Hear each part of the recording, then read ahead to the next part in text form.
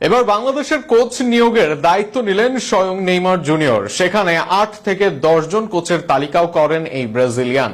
শুনতে অবিশ্বাস্য লাগলেও এমন ঘটনায় সত্যি, যে ঘটনার সত্যতা নিশ্চিত করেছেন নেইমারের ব্যক্তিগত সহকারী।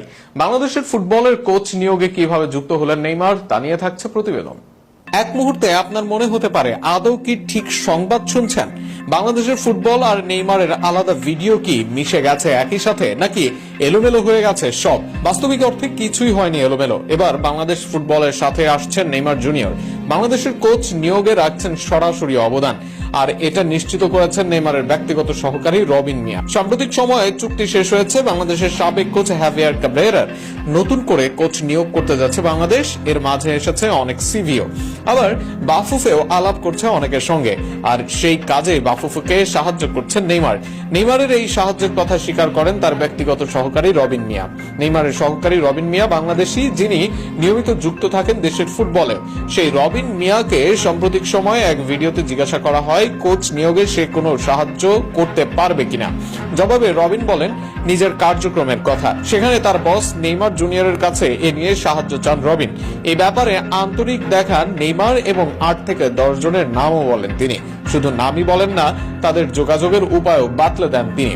বাংলাদেশের কোচ নিয়োগের জন্য নেইমারের পছন্দের কোচদের কল করার নাম্বারও দিয়ে দেন রবিন মিয়াকে। এমনকি কল দিয়ে নেইমারের পরিচয় দেওয়ার কথা বলেন এই সেলেসাও সুপারস্টার। ভিডিওতে রবিনকে করা প্রশ্নের উত্তরে রবিন বলেন, বাংলাদেশের ইস্যু নিয়ে আমি অনেকজনের সঙ্গে কথা বলেছি, বিশেষ করে আমার বস নেইমারের সঙ্গে কথা বলেছি। আমার দেশের জন্য একটি কোচ দাও, কি হলে ভালো হয়। একসঙ্গে তিনি আমাকে 8 থেকে 10 জন কোচের পরামর্শ দিয়েছেন। শুধু পরামর্শই নয়, তাদের সঙ্গে যোগাযোগ করার উপায় বাতলে দিয়েছেন নেইমার। রবিন বলেন, নেইমার বলেছেন তুমি এই কোচদেরকে কল দাও, কল দিয়ে বলো আমি কল দিতে বলেছি। তবে রবিনের ভাষ্য, এসব কিছুই নির্ভর করছে বাফুফের সদিচ্ছার উপর। বাফুফে যদি কোচ নিয়োগের বিষয়ে তার সঙ্গে যোগাযোগ করেন, তাহলে তিনি নেইমারের নেটওয়ার্ক কাজে লাগিয়ে বাফুফেকে সহযোগিতা করবেন। আর এমন সুযোগ এবার কাজে লাগানো উচিত ফুটবল ফেডারেশনের, কেননা নেইমারের হাত ধরে আনা সম্ভব হাই প্রোফাইল কোচ, যা বদলে দিবে দেশের ফুটবলের চিত্র। আবার আগামী দিনে নেইমির সাথে বাফুফের সম্পর্ক হবে দারুণ, যা স্পন্সর সহ অনেক কিছুতেই রাখতে পারে বড় ভূমিকা।